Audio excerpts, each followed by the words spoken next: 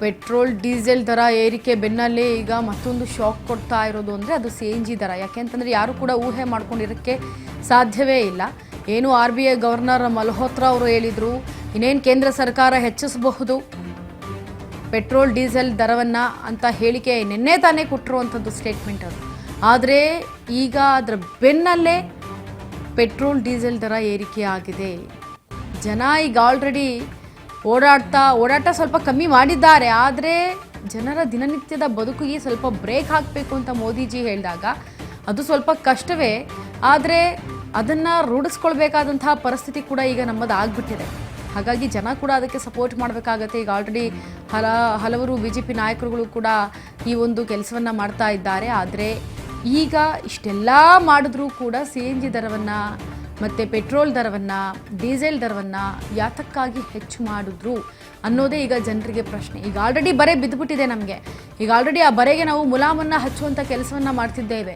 ಸರ್ಕಾರ ಕೂಡ ಮುಲಾಮನ್ನು ಹಚ್ಚುವಂಥ ಕೆಲಸವನ್ನು ಮಾಡಬೇಕು. ಆದರೆ ಸರ್ಕಾರ ಇನ್ನೂ ಕಬ್ಬಿಣವನ್ನು ಕಾಯಿಸಿ ಆ ಬರೆಯ ಮೇಲೆಯೇ ಮತ್ತೆ ಬರೆಯನ್ನು ಎಳಿತಾ ಇದೆ ಅಂತ ಗ್ರಾಹಕರ ಮತ್ತು ಸಾರ್ವಜನಿಕರ ಆಕ್ರೋಶ ಮಾತು ಕಿಡಿಕಾರ್ತಾ ಇರೋದು.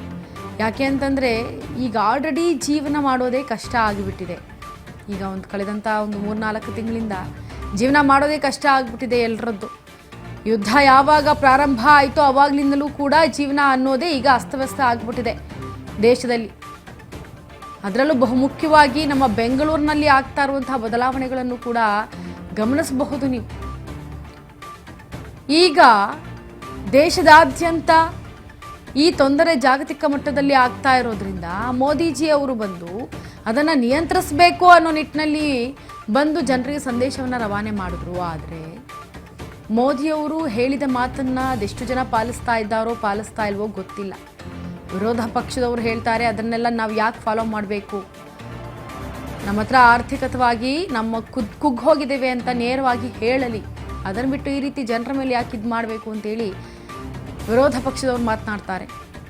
ಇಂಥ ವಿಪಕ್ಷ ನಾಯಕರು ಹೇಳ್ತಾರೆ ಮೋದಿಜಿ ಏನಾದರೂ ಹೇಳಿದ್ರೆ ಅದಕ್ಕೊಂದು ಅರ್ಥ ಇರುತ್ತೆ ಅಂತೇಳಿ. ಹಾಗಾಗಿ ನಮ್ಮ ದೇಶವನ್ನು ಕಾಪಾಡಿಕೊಳ್ಬೇಕು ಅನ್ನೋ ನಿಟ್ಟಿನಲ್ಲಿ ಮೋದಿಜಿಯವರು ತೆಗೆದುಕೊಂಡಿರುವಂತಹ ಮೊದಲನೇ ಕ್ರಮ ಇದು. ಯಾಕಂದರೆ ತಮ್ಮ ಜೀವವನ್ನೇ ಪಣಕ್ಕಿಟ್ಟಿದ್ದಾರೆ ಮೋದಿಯವರು. ತಮಗೆ ಬೇಕಾಗಿರುವಂತಹ ಸೆಕ್ಯೂರಿಟಿ ಪರ್ಪಸನ್ನೇ ಬದಿಗಿಟ್ಟು ತದನಂತರ ಅವರು ಇದನ್ನು ಚಾಲನೆ ಮಾಡಿದ್ದಾರೆ. ಇದಕ್ಕೆ ಸಂಬಂಧಪಟ್ಟಂತೆ ಏನು ಹೇಳಿಕೆಯನ್ನು ಕೊಟ್ಟಿದ್ರು, ಪೆಟ್ರೋಲ್ ಡೀಸೆಲ್ ದರ ಏರಿಕೆ ಮಾಡಿರೋದು ಈಗ ಒಂದು ರೀತಿ ಎಲ್ಲೋ ಜನರಿಗೆ ಬರೆಯನ್ನು ಎಳೆದಂತಾಗಿದೆ. ಈಗ CNG ದರ ಕೂಡ ಏರಿಕೆ ಆಗಿದೆ. ಕೇಂದ್ರ ಸರ್ಕಾರದ ವಿರುದ್ಧವಾಗಿ ಈಗ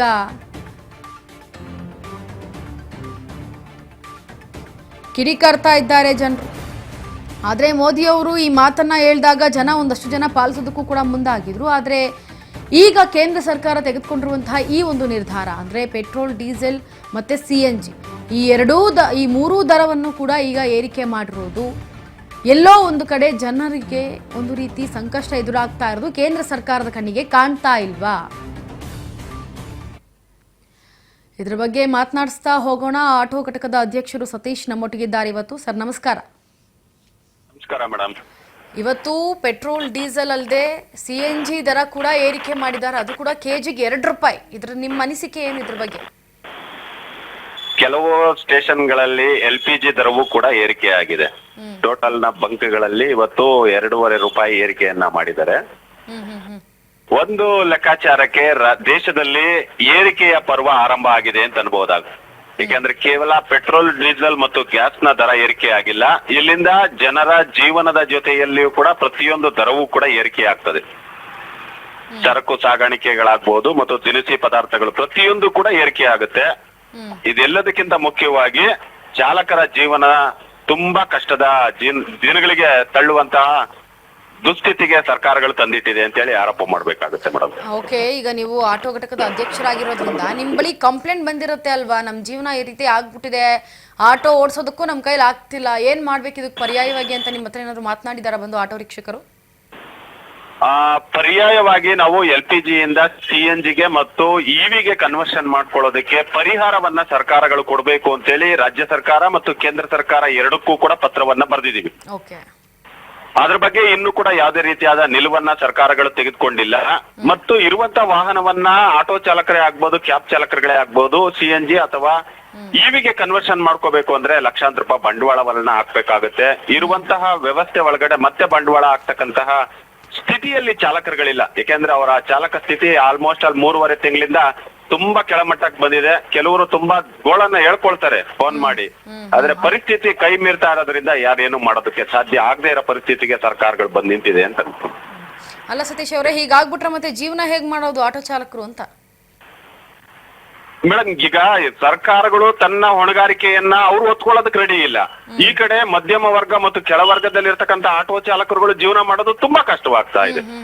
ಇಂಥ ಸಂದರ್ಭದಲ್ಲಿ ಏನ್ ಮಾಡ್ಬೇಕು ಅಂತಕ್ಕಂತಹ ಮನಸ್ಥಿತಿ ಅಂದ್ರೆ ಆ ಚಾಲಕರುಗಳಲ್ಲೇ ಮನಸ್ಸು ಓಡದೇ ಇರೋ ಪರಿಸ್ಥಿತಿಗೆ ಆಗೋಗಿದೆ. ಈಗ ಉದಾಹರಣೆಗೆ 100 ರೂಪಾಯಿ ಕೊಟ್ಟು LPG ಅನ್ನು ಹಾಕಿಸ್ಕೊಂಡು 16 ಕಿಲೋಮೀಟರ್ ಟ್ರಾವೆಲಿಂಗ್ ಮಾಡಿ ಅದ್ರಲ್ಲಿ ಖಾಲಿ ಹೊಡೆದು ಈ ಕಂಪನಿಗಳು ಕೊಡ್ತಕ್ಕಂತಹ GST ಕಡಿತ ಮತ್ತು ಪ್ರತಿದಿನವೂ ಕೂಡ ಪ್ಲಾಟ್ಫಾರ್ಮ್ ಅನ್ನ ಕಟ್ಕೊಂಡು ಪ್ರತಿದಿನವೂ ಕೂಡ ಪೊಲೀಸ್ ಅವರ ದೌರ್ಜನ್ಯಗಳನ್ನ ತಡ್ಕೊಂಡು ಜೀವನ ಅಂತಕ್ಕಂಥದ್ದು ನರಕ ಯಾತನೆ ಆಗಿದೆ ಆಟೋ ಚಾಲಕರುಗಳಿಗೆ. ಹೌದು.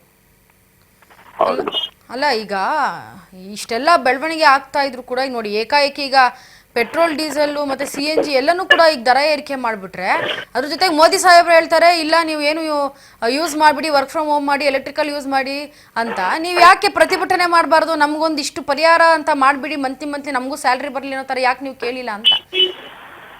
ಅಲ್ಲ, ನಾವು ಸರ್ಕಾರಗಳಿಗೆ ಮನವಿಯನ್ನ ಏನ್ ಕೊಡ್ಬೇಕು ಕೊಟ್ಟೇ ಇದೀವಿ. ಅಲ್ಲ, ನೀವು ಇಷ್ಟು ದಿನ ಮನವಿ ಮಾಡಿದ್ದೀರಿ, ಇನ್ ಮುಂದೆ ನೀವು ಪ್ರತಿಭಟನೆ ಮಾಡಿ. ಪ್ರತಿಭಟನೆಗೆ ಅವಕಾಶಗಳನ್ನ ಸರ್ಕಾರಗಳೇ ಮಾಡ್ಕೊಡ್ತಾ ಇದೆ. ಮುಂದೊಂದು ದಿನ ನಿಜವಾಗ್ಲೂ ಕೂಡ ಚಾಲಕರುಗಳೇ ರಸ್ತೆಗೆ ಇಳಿದು ಪ್ರತಿಭಟನೆ ಎಲ್ಲ ಅವ್ರು ತಿಳ್ಕೊಂಡಿರ್ಬೋದು, ಎಲ್ಲದನ್ನೂ ಕೂಡ ಕಾನೂನಾತ್ಮಕವಾಗಿ ಕಟ್ಟಿ ಹಾಕ್ತೀನಿ ಅಂತಕ್ಕಂತಹ ಒಂದು ಮನಸ್ಥಿತಿಯನ್ನ ಸರ್ಕಾರಗಳು ಇವತ್ತು ಇಟ್ಕೊಂಡಿದೆ. ಅದನ್ನ ಮೀರಿದ್ರೆ ಮನುಷ್ಯ ಏನಾಗ್ತಾನೆ ಅಂತಕ್ಕಂಥದ್ದನ್ನ ತಿಳಿಸುವಂತಹ ದಿನಗಳು ದೂರ ಇಲ್ಲ ಅಂತ ಅನ್ಕೊಳ್ತೀನಿ. ಯಾಕೆಂದ್ರೆ ನಾವೊಂದು ಹೋರಾಟವನ್ನ ಮಾಡ್ತೀವಿ ಅಂದ್ರೆ ನೀವು ಇಂತಿಷ್ಟೇ ಜನ ಬರ್ಬೇಕು, ಹೀಗೆ ಮಾತಾಡ್ಬೇಕು, ಇದ್ರ ಹೊಣೆಗಾರಿಕೆಯನ್ನ ನೀವೇ ಒತ್ಕೋಬೇಕು ಅಂತ 108 ಕಂಡೀಷನ್ಗಳನ್ನ ಹಾಕಿ ಹೋರಾಟಗಾರರನ್ನ ಹತ್ತಿಕ್ಕುವಂತಹ ಕೆಲಸಗಳನ್ನ ಸರ್ಕಾರಗಳು ಮಾಡ್ತವೆ. ಹೌದು, ಖಂಡಿತ ಸತೀಶ್ ಅವರೇ, ನೀವು ಇದನ್ನ ನೋಡಿ ಪ್ರೇರಿತರಾಗಿ ಚಾಲಕರುಗಳೇ ಹೋರಾಟವನ್ನ ಮಾಡುವಂತಹ ದಿನಗಳೇನು ದೂರ ಇಲ್ಲ. ಖಂಡಿತ ಹತ್ರ ಬಂದ್ಬಿಟ್ಟಿದೆ ಈಗ ಆಲ್ರೆಡಿ. ನೀವು ಇವಾಗ ಮಾಡಿದ್ರು ಏನು ಇದಾಗೋದಿಲ್ಲ. ನೀವು ಮಾಡ್ಬೋದು, ಪ್ರತಿಭಟನೆ ಮಾಡ್ಬೋದು, ಕೇಳ್ಬೋದು, ನಿಮ್ಗೆ ಹಕ್ಕಿದೆ. Thank you so much Satish, ನಮ್ಮ ಜೊತೆ ಮಾತನಾಡಿದ್ದಕ್ಕೆ ಥ್ಯಾಂಕ್ ಯು ಸೋ ಮಚ್.